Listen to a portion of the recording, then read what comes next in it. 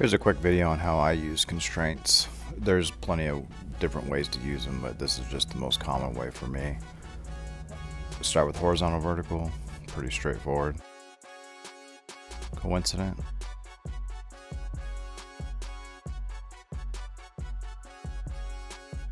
Tangent.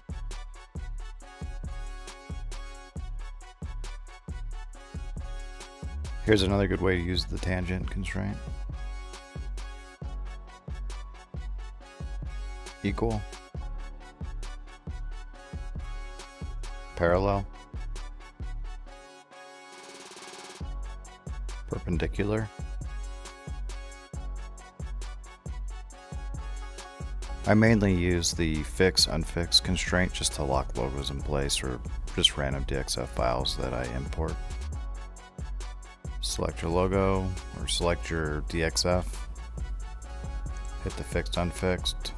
Turns green. Now it's locked in place. Midpoint.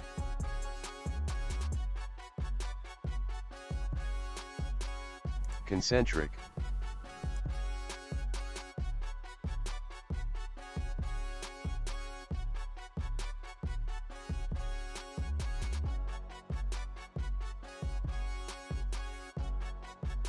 Collinear.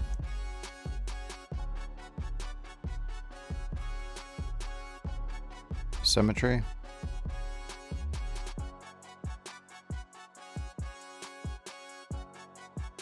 Curvature I don't use a lot, but here's an example how it's typically used. Have to use an arc, and then you have to use a spline.